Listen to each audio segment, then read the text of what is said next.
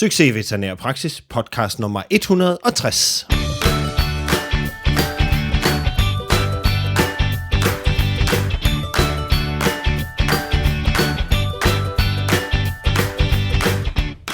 Hej, velkommen til. Dyrlæge Søren Pejstrup her. Telemedicin er meget andet end noget med en dyrlæge, der stiller diagnoser over en mobil telefonskærm. Det kan nemlig også bruges for os dyrlæger. Når vi snakker telemedicin, møder vi i vores branche nogle gange noget modstand. Måske bare fordi det er nyt, eller måske bare fordi det er ukendt. På den anden side set, så skal man heller ikke bare tage det for gode varer, og så sige, at det er da det, vi skal i fremtiden, uden at forholde sig kritisk til det. Pointen med dagens episode er at give dig et lille indblik i, hvad der er muligt, og hvad der kan lade sig gøre med en etisk og faglig korrekt baggrund. På den måde håber jeg, at jeg kan bidrage lidt til at udvide horisonten og måske nuancere debatten en smule. Det kan måske også være med til at udvikle dig og gøre livet i praksis mere interessant til glæde både for patienter og klienter. Links og noter ligger som altid på hjemmesiden på SIVP.dk/160, og så over til interviewet med Lydia. Hi Lydia, and welcome to the podcast. Hello, hi.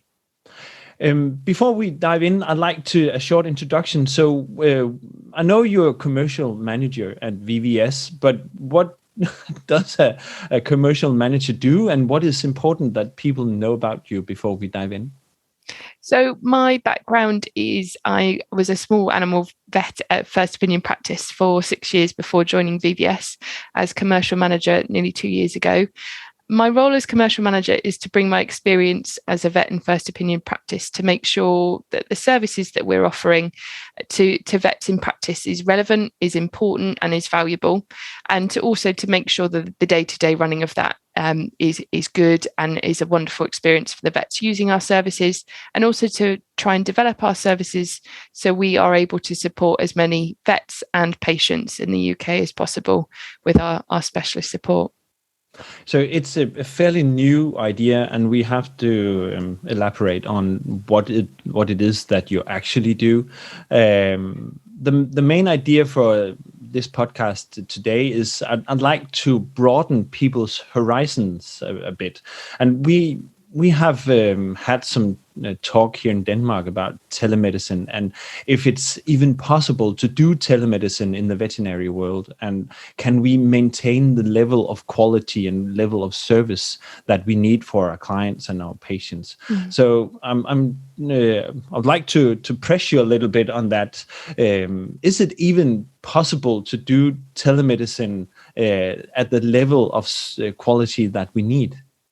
So I think it's really important to probably have a little bit of a distinction here between what we traditionally consider telemedicine and then what the service that VVS are currently offering. Mm-hmm. So for me, traditionally, I would consider telemedicine vet to owner. So where the owner is coming straight to the vet and discussing the case and describing what they're seeing going on with their pet.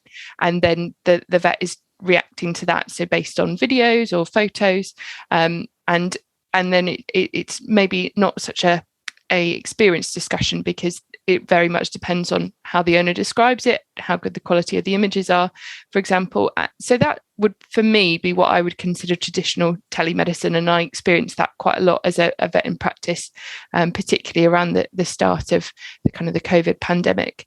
What VVS offers is different in that we are exclusively a vet to specialist service. So we unite First Opinion vets in practice with veterinary specialists, so European boarded veterinary specialists. And the aim of that is so there's a collaboration between the two on these cases so they can work together to really, hopefully, get the best outcome for the patient, but also to develop the vet skills and give them confidence in their clinical decision making. So it's slightly different to what I would consider traditional telemedicine, although it is still a telediagnostics and telemedicine service. I think it's probably quite important to just give that distinction early on so we can really help, so I can help to explain how the service works. One thing we also do, and it's the service that we are incredibly proud of, and to be honest, it's the thing that I wish I had when I was in clinical practice, is we do live guided support with specialists. So we have a platform, and for practices that work with us, we have a platform that we install in practice, and we can offer live guided specialist support. So this can be live guided abdominal ultrasound with a specialist diagnostic imager, live guided cardiac workup, which includes ECG. There's a digital stethoscope and live guided echo with our amazing cardiology specialist team. We do live guided neurology examinations, live guided bone marrow biopsies. And these aren't done without a huge amount of collaboration between the vet and specialist, because there's cameras on the patient, the ultrasound machine's being sent in real time, the audio's in real time. So it's a really immersive, really exciting experience. And to be honest, the vets that go on and do it, they just say, how have I not heard about this before? How have I not been doing this for years? This is amazing. All counts as CPD for the vet. The specialists love it because they're teaching, they're getting involved in cases. One of our specialists says, I'm able to help so many more cases doing this than I would be in practice, because I'm seeing more cases each day, and also I'm supporting the vets. So it's a bit of a win-win service, really. And I think hopefully a slightly different perspective on telemedicine and how actually it can be really beneficial in practice. Are you making me obsolete then? No, not at all. Most definitely not. They need the technician, and she can draw the blood and send it off to you. I'm teasing, of course, but yeah, exactly. And actually, this service would not run without first opinion vets. It's essential that we have first opinion vets, seeing the patients, identifying what's going on there. And like I said, it's a real collaboration. And I would hate to think that any vets are seeing this as a way of us, saying, actually, you're not good enough, you need a specialist, because that is in no way what we're saying at all. What we're saying is, actually, rather than sending this patient off for referral, you could keep this patient in house, because you're totally, you've got the experience, you've got the skills, you've got the equipment available. You just need maybe a bit more support in doing so. So rather than sending that patient away for a long journey or traveling it, just, give VVS a ring and let's work together on this case. So actually, first opinion vets, we're saying at the moment, there may be more of a habit of, I don't feel skilled enough to do this, so I'm going to send this patient away. And hopefully we're using this as a way of reskilling first opinion vets and giving them the confidence to really maintain these cases and stay involved and hopefully feel empowered with these cases, feel really like, do you know what? I want to know how this case progresses. I want to remain involved. I don't think this is a case that needs to go out the door. I'm totally, on top of this. I'd just like a second pair of hands to help me. And that's where VVS comes in. So most definitely not. We are hopefully actually reinforcing that first opinion vets are so important and a really essential part of the patient's care and the patient's, journey. Mm-hmm. So I'm asking also because it's one of the concerns that have come up in the debate. It's not really spoken of directly, but I sense it as an underlying tone. Then what in the world do we need vets for if robots and telemedicine can do it all for us?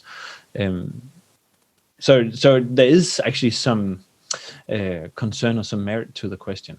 Yeah, and I think it's a really interesting question. But I think for me, the reason that owners often choose a vet that they choose is because there's a bond built there, a really important communication. The bond between owner and patient, and their pet is so important. It's such an emotional, it's a strong bond. I mean, I've got pets at home. They're my absolute world. I love them. I would definitely not take them to a robot to be looked at. I would take them to someone that I trust, that understands why I'm crying when they're unwell, that can, put a hand on my shoulder and tell me it's all going to be okay. Or, I'm worried, but this is what we're going to do to try and fix this problem. so I think the emotional side, the support, the trust between vet and owner is incredibly important, and that bond that you build through a patient's life, an animal's life with the owner, that can be so strong and really mean so much. I mean, I know so many vets have had really wonderful cards sent through, sadly, normally when an animal gets put to sleep. But that's when you get told how important you've been in their life and in the care of their pet. And I think that bond can sometimes, as a vet, when you're seeing a huge number of patients in a day, you think, oh, well, they're not going to remember me, but they do. And that trust and that bond that you build with an owner is important. And that's another thing that we really like with VVS is we want to encourage that bond. We want to support that bond. We want to really help you develop that relationship with the owner. So you are getting a specialist involved in the case, but that's you're going to communicate that back with your owner because they know you, they trust you. You'll get a specialist report through, but you can then talk the owner through that and you know exactly how to talk the owner through that because you've been in that consultation. You're not getting a report 2 weeks later when you weren't there and had no idea what's going on. You were there, you know what was found, and now you can go and tell that owner that you've built that wonderful relationship with. So I think I think that we've got to remember that the people pushing the veterinary industry and making the decisions of where they're taking their pet are the owners. And the emotional side of owning a pet and deciding what they want for a pet is essential. I mean, with COVID and lockdown, people started buying pets because they wanted company, they wanted fulfillment, they wanted that relationship that they may not have been having because they weren't seeing people so often. So I personally don't think that there will ever be that robotic side of animal care from the veterinary industry, because I think that trust, that bond is so important, and owners make the decision according to that, their feeling of trust and that relationship they develop with their vet. Yeah. So we are not completely there yet where a self-driving car is going to pick up the angry cat. You just have to put it in and then it goes off and comes back all well and good again. So. Well, I don't know if it was the same thing for you in Denmark, but we, when the COVID pandemic, and up until quite recently, owners weren't allowed to bring the patient in the building. The nurse would come out or the vet would come out, take the patient and then take them in. And it's amazing kind of how owners didn't like not being part of that experience and being in the room and being able to have that conversation. So I think just even dropping their beloved pet off with a person and them being taken away, that was bad enough. So I definitely don't think they're going to drop them in a robot car and disappear. No. But even though it sounds maybe a bit silly, I think it's an important point because it's a ghost in the conversation a lot of times. When we talk about these things, we don't know too much about, or is it a new dangerous future? I'm very much for new things and new exciting things, and I'm maybe also a bit too excited when something new happens and forget to ask some hard questions. Yeah. So that is actually what I'm trying to do here, to find the borders of what is possible or a good thing to do.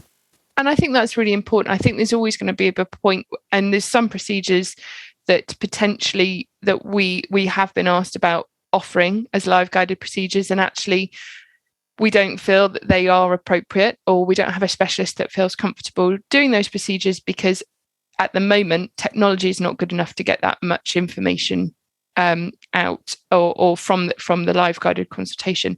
But the technology is always going to develop. So there's always chance that these services are going to improve, and we can continue to engage with technology development. But I think we also have to know our limitations and be really honest about limitations. This isn't a service that does absolutely everything, and there's always going to be nuance to everything that we do. So it's really important that we both acknowledge the fantastic elements of it, but also the limitations. There's always going to be cases that aren't suitable for referring to a specialist virtually. There are always going to be cases that need to go to a tertiary referral centre and see a person in real life, you know, in a tertiary referral centre that can do the advanced surgery, that can do the really have the experience. And our specialists are very good at that. They will see a case, they'll have the referral report, and they'll say, actually, I can have a discussion with this vet, but this case really needs tertiary referral, and it needs tertiary referral as soon as possible. And in that case, we advise that and we recommend that, and that patient often then goes on to tertiary referral. So this, for us, this service is not a replacement for referral. It's more for those.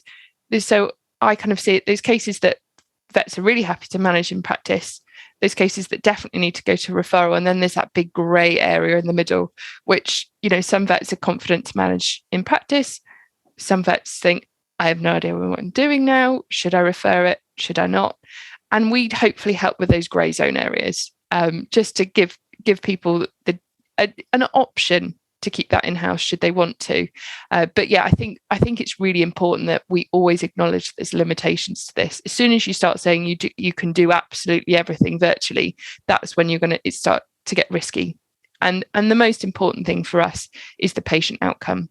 Patients are our number one priority. Everything we do thinking about the patient and making sure that it's best for them, and that we're going to support them and the vets, making it a nice experience for them as well. But ultimately, this service is reliant. It's a tech-based company, but we're reliant on the vets. We're reliant on that conversation between the specialist and the vet. And without that conversation, that interaction, we don't have a service. I mean, if we just had the technology and we kind of threw it into the ether, nothing would happen, because the service is people based. It's technology supported, but it's people based. So yeah, I think it's really important that we acknowledge its limitations, that we acknowledge that this service isn't appropriate for every single case, but it can be incredibly beneficial. And hopefully, this is one of many services that are available that just push the veterinary industry forward a little bit, because I think we can also sometimes say that seems scary, that seems a bit intimidating, I didn't really like that, I don't really like that concept, so you just don't do it. But actually, every industry needs to develop and move forward and find new ways of doing things, and innovation is important.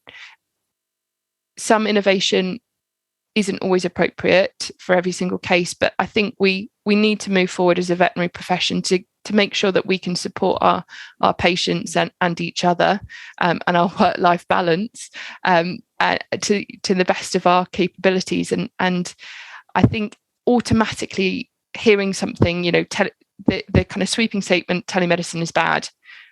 There's bad elements to some telemedicine, but there's some amazing elements to telemedicine. There's some amazing things that can be done, and actually collaboration in the veterinary world, let's do all we can to try and improve collaboration, so vets feel supported because they're working with other vets, so patients can get great outcomes because they're not only getting one fantastic brain, they're getting two fantastic brains or even more involved in their case.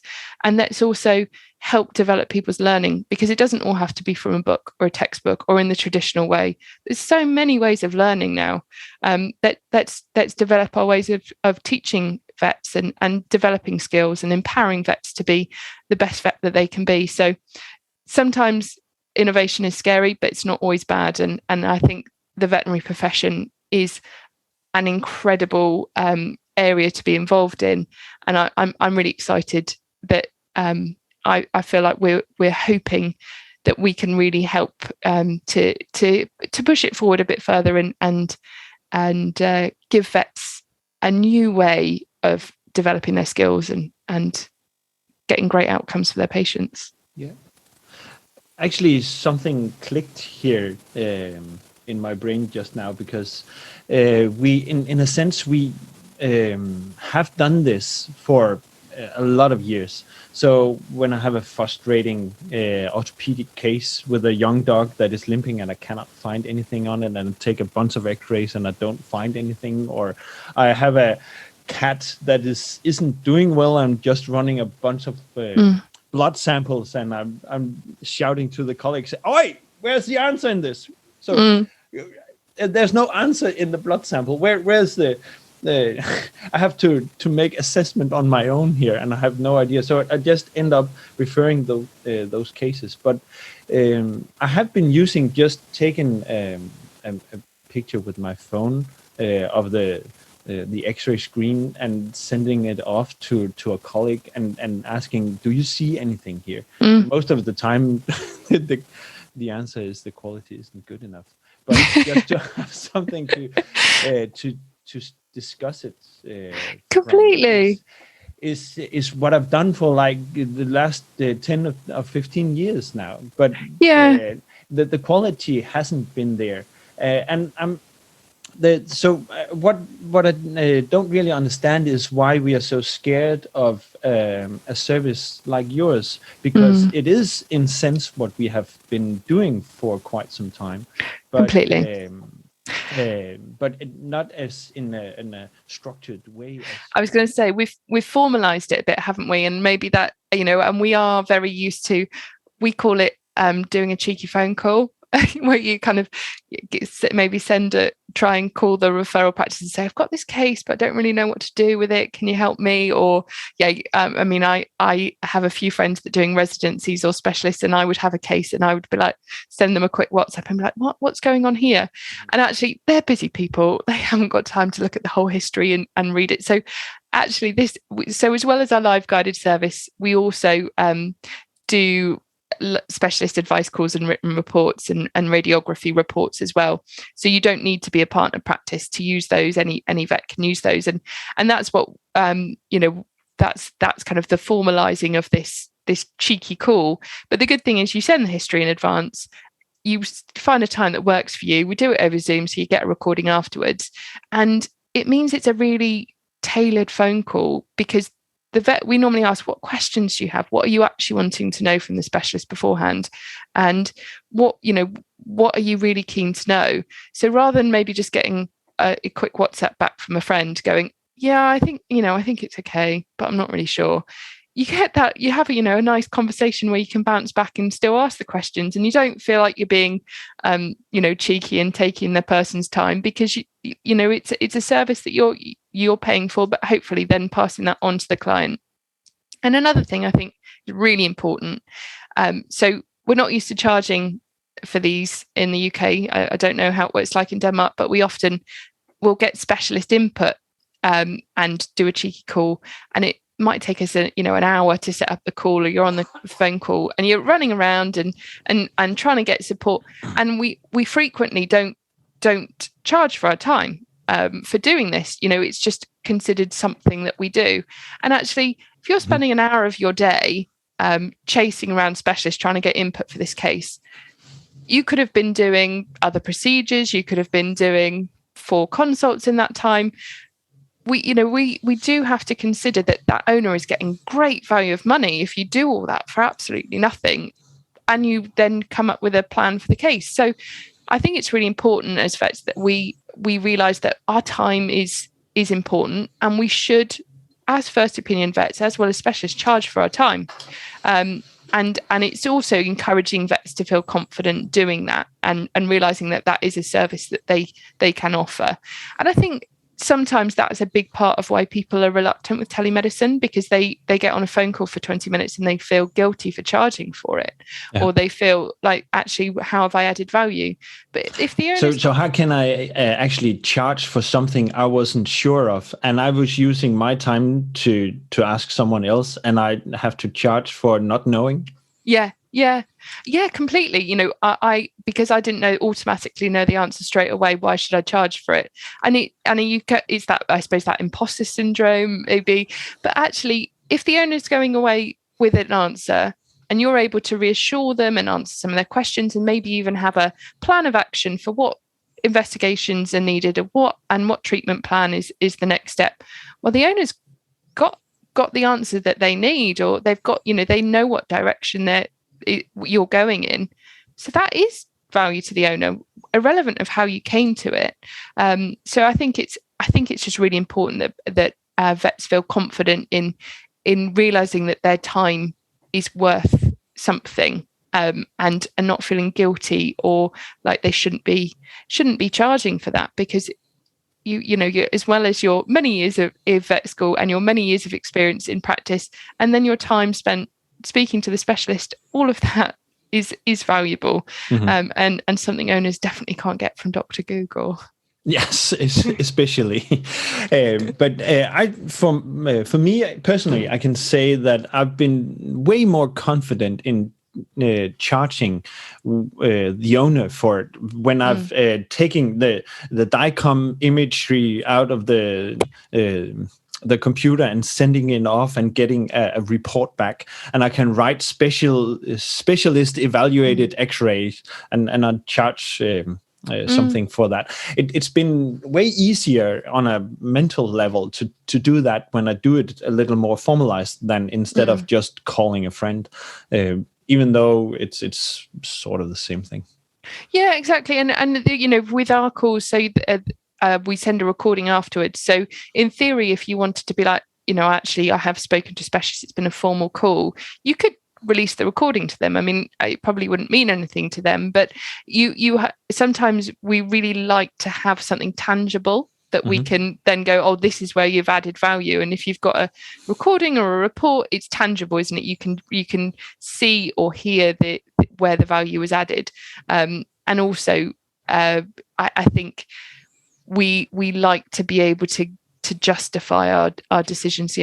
I did this, that led to this, and so I think that's a really interesting point of you've got that report back, it's written, you can show the owner and be like, look, this is what the specialist has said, and you can understand the value, so therefore you feel more confident passing that value on to the owner.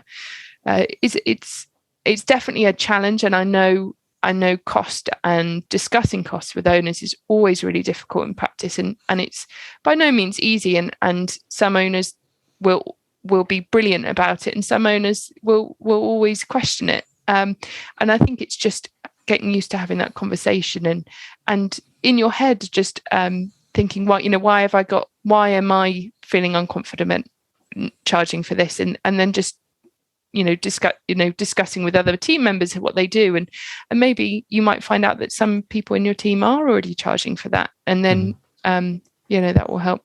Yeah, going down the rabbit hole of talking about price and charging is not something we have to do today, but it's a whole podcast, or maybe a podcast series in itself, right?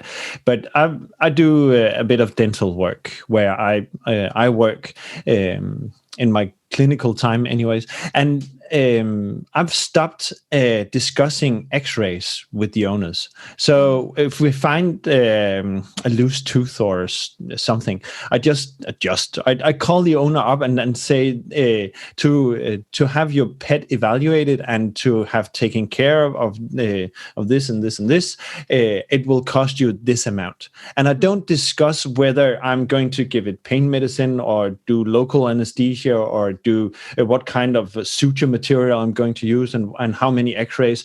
I'm going to, of course, tell them what I'm doing, and I'm going to list everything I'm doing so they know they get great value for the price.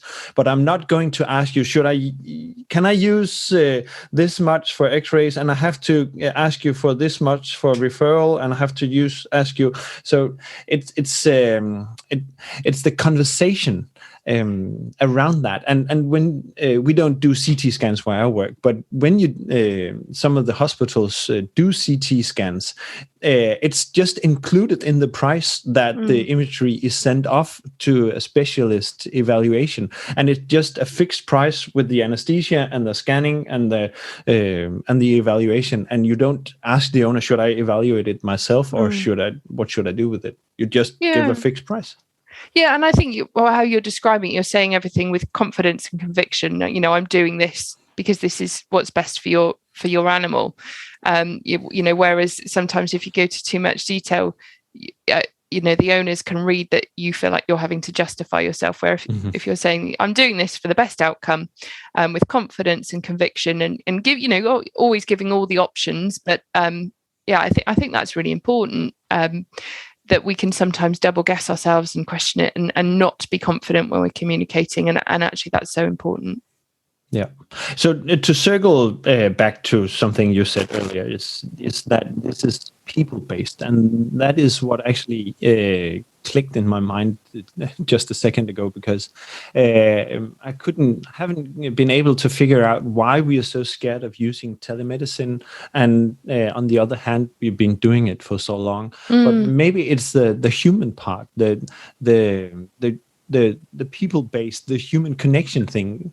So I've just literally thought of this, so I haven't put the words in the right place. But maybe you can help me on how your thinking at VVS is about this. Yeah, I mean, I think ultimately, a big part of a conversation where you're, maybe deciding outcomes or deciding treatment plan for a patient, it's a little bit based on trust, because the specialist in our conversation have got to kind of see all the information that they're given from the referring vet and trust the vet to give them accurate and up-to-date information, which our specialists implicitly do with our vets. All the vets we work with are fantastic, so experienced, so knowledgeable, and I think it's understandable that with telemedicine, sometimes where you're a vet speaking to an owner, if an owner doesn't have a huge amount of clinical experience or doesn't necessarily know what they're describing, what they're talking to, you as a vet sometimes worry or that you can trust the information you're being given. And I think that's sometimes where there's nervousness with telemedicine. And that doesn't mean that it can't be incredibly valuable in some situations, but there are some situations where maybe it's not appropriate. I used to find, so when I was doing telemedicine around kind of the peak of COVID and we were just triaging, I used to find ophthalmology telemedicine incredibly difficult, because the photos you would get would be blurry. The owners couldn't open the eyelids. You're thinking, have we got, some kind of ruptured eye there, or have we got a mild, corneal ulceration that the eye is just incredibly painful. And it just got, I quickly realized this is just not appropriate to triage these with telemedicine with the quality of images I'm receiving. So any of these kind of eyes, just tell them to come in, because that's going to be how we manage those. Because we just, whereas actually, with hindsight, if we'd had the time, maybe we could have given the owners really good information on how to get the best ophthalmology pictures to help with getting that, for them to be diagnostic quality, the lighting, the certain apps that can help with taking ophthalmology pictures, the certain and what you could do is you could send all that information to the owner. They could try. If they still can't get the photos, then they come in. So what I'm saying is you can have some experience and think, right, that just doesn't work. That's not possible. But you can also have an experience to go, right, how can we work on this to make this better? And what can we do to try and improve this outcome? But I think I can understand where the reluctance or the nervousness around, telemedicine comes from, because I had the same experience. But I think the big difference, like I said, when it's vet to specialist, is both parties have an understanding of kind of what information they need to give or receive in order for the conversation to be effective and to move forward. And also, your equal colleagues in that conversation, you both have, a veterinary understanding, a veterinary knowledge. You're both dealing with small animal patients on a regular basis. You both understand what it's like when the owners have worries about that patient. You're coming from a very similar understanding. So I think some of the nervousness and the issues with traditional telemedicine are automatically not a problem with VVS consults, and we're really fortunate with that. But yeah, I can understand why there's always some questions about the benefits of telemedicine, but I think there's so many things that we can do as vets in practice to improve the experience for us and for the owners. And actually, it can be quite simple steps that can make all the difference. So sometimes, rather than going, right, that didn't work, I'm just not going to do it again, go, right, that didn't work, but what could we do that would make the experience better in the future, make my life easier, and make the owner, help the owner to give me the information I need. So it's a really interesting concept that telemedicine is bad. It's more tricky, definitely, and sometimes it doesn't work. But there's also real benefits. I had quite a few cases where it was things like the owner calling because the cat had a lump on their back, and it was 3 weeks post-vaccine, and it was likely to be a vaccine reaction. You monitor it, make sure it doesn't turn into a vaccine site sarcoma or something. But previously, the owner would have brought the cat in the basket all the way in, stressed the cat out. You would have felt the back of the neck and said, "We'll come back in 3 weeks if it's unchanged." And it's just those elements of actually that's where telemedicine can be really helpful.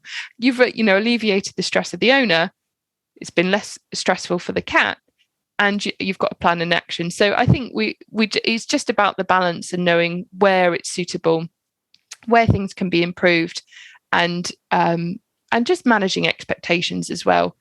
Not everything can be managed with telemedicine, but a huge number of things can be supported with telemedicine. And I think we need to be realistic about expectations, because if you go in thinking every single case I'm going to manage with telemedicine, well, that's not realistic. But if you go, actually, where it's appropriate, I'm going to use telemedicine. Where it needs to be seen in person, I'm going to use in person. Where some need referral, I'm going to refer. And actually, where some I'd like to keep in-house, but I'd like a specialist involved, I'm going to call VVS. And actually, it can be a really nice balance, and you can have a really great, use of all of these options. Using one aspect of the service doesn't mean that you can't still use other aspects. So I suppose it's about the balance and just identifying what's suitable for what case, and developing those skills, I suppose. Yeah. So one of the very important things here is that we all have to learn about these limitations and be mindful of that not everything is possible, and not everything is going to be taken away from us. But we have to learn and grow, and of course we will also need to make some failures along the way, and as you say, trying to manage cases in, let's say, the wrong way, and go back and say, this didn't work, let's do something else, and you can be more confident when you're talking to the owner, because the owner calls you and said, I'm used to having a telemedicine consultation with the other vet, why can you do it? And I can with confidence say, I'm not able to do this to the level of expertise or level of knowledge that I need to. So you're more than welcome to go to the other vet, but the service you get with me is better, or whatever you want to say. Yeah. But we have to learn these things, and maybe by trial and error as well. And I think it's really interesting. So we work with vets that have first come to the service, and a lot of them are quite worried about doing it. I got to work with a specialist, and they're going to be listening to, watching me scan, and I think that traditional feeling is someone like watching over you whilst you're doing a procedure, and it's quite intimidating. And actually, that is totally the antithesis of what we want. We don't want that at all. We want it to be a really fun, really engaging experience where the specialist is helping chat you through and giving you feedback. And then I was on a scan yesterday, and it was really lovely because the specialist said, "Oh, you're getting great images. This is brilliant. You're doing so well." And it's such a supportive experience. And I think that can be a really positive experience. So a vet who's never done a cardiac scan comes away thinking, I've just done a cardiac scan on this patient. I've got a diagnosis. I've never done this before. I've got some amazing images, going back and showing your colleagues all the images that you've saved on your ultrasound machine that you got with the support of the specialist. Like that's amazing. Whereas before, if it was just you and you're in your practice and you hadn't, would you pick up that probe and try and do a heart scan? You might have a quick look and maybe do a LAAO ratio, but would you be able to get all the measurements you need and ultimately feel confident in that diagnosis in that management plan? Yeah, no, I definitely wouldn't. I wouldn't either, no. Our cardiac scans were for me so terrifying, but actually they can be a really fun, really engaging, really positive experience. And for me, that's amazing. I spent many a day worrying as a vet in practice, have I done the right thing? Was this the right decision? Should I have got someone else to do it? And actually giving vets that reassurance that they are good enough, they can do this with a bit of specialist support, and actually you can still develop your skills in this practice. You don't have to stagnate here. You don't have to carry on doing the same old. With a bit of support from the specialist, you can absolutely fly and develop these skills. Then, that for me is the most rewarding and most incredible part of my job. And just seeing the smiles and the wonderful feedback we get from vets, just going, that was just the best thing ever. That was so cool. That was the best CPD I've had in a long time. That's really, really brilliant. And I think, one of the best things I can say about, if you're questioning if telemedicine is good or not, seeing patients having good outcomes and vets enjoying scans that they were terrified about doing, that's, for me, that suggests telemedicine can be a pretty amazing thing. Good. I think actually that wraps it up. So if people are curious and they want to talk to you and maybe want to try this out with anesthesia or x-rays, your ultrasound or what? So we've got 11 specialist disciplines now. So we've got obviously our cardiologists and imagers, but anesthesia, oncology, ophthalmology, dermatology, exotics, dentistry. I'm probably going to forget neurology. We have. So if you want to find out more about VVS, we have a website. It's www.vvs.vet. So that is, there's a contact form and there's a referral case form on there. So that's probably your best way of finding us. And then you might also find us on social media. So we are Virtual Veterinary Specialists, but we commonly go by VVS. That's how we're probably more well known. But you can also find us on all social media platforms. So we're on Twitter, we're on Instagram, and we are on LinkedIn and Facebook. So Virtual Veterinary Specialists or vvs.vet. We're on various tags on there, so do find us. And we'd be really happy to answer questions. So I'm Lydia, and you can contact me on social media or by emailing or contacting us through our website, and we'd be really happy to answer any questions you have. But it's been lovely talking to you. Thank you so much. Thank you.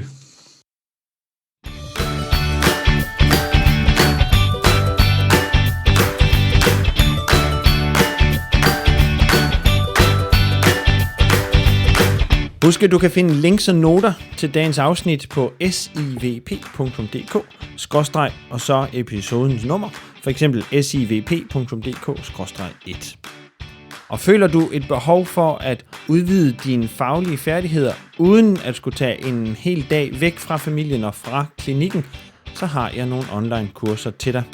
Du har måske hørt mig sige det før, men du kan få en hel måneds gratis adgang. Og det kan du få med en speciel kode, som jeg ikke deler noget andet sted end her i podcasten. Og det er fordi, at dig, der lytter til podcast, du er noget helt særligt. På SIVP.dk/XYZ får du 4 ugers gratis adgang til kurserne og protokollerne på hjemmesiden. Alle kurserne har specifikke læringsmål, så du ved præcist, hvad du får ud af den tid, du investerer i det. Du kan for eksempel lære at lave en regelret neurologisk undersøgelse og bruge det allerede næste gang, du er på klinikken. Du kan også lære at tolke blodprøver, og du kan lære at lave et godt finlåsaspirat og tolke det sikkert. Der er meget mere, men kig over på SIVP.dk/XYZ og tilmeld dig den gratis adgang, så kan du se, hvad du kan lære og bruge allerede næste gang, du er på klinikken. Udover alt det, så får du også adgang til et lukket online forum, hvor du trygt og sikkert kan dele alle dine i gåseøjne dumme spørgsmål. Dem er der selvfølgelig ikke nogen af. Men vi er sammen om at lære. Du skal ikke lære alene. Vi er sammen om at blive bedre. Og så ved jeg godt, at der er nogen, der er bekymret for at tilmelde sig et medlemskab. De er måske bange for ikke at få det brugt. Og jeg ved godt, at du som lytter til det her, jo går op i din faglige udvikling, for ellers havde du jo ikke lyttet til podcast. Men skulle du nu alligevel være bekymret for at glemme at melde dig fra, når din gratis måned udløber, så skriv lige til mig. Jeg har nemlig resultatgaranti, og det betyder, at hvis ikke du ser resultater i din hverdag, så skal du selvfølgelig ikke betale for noget for at have været på kursus hos mig. Se på SIVP.dk/XYZ for at tilmelde dig en gratis måned med det samme. Vi ses!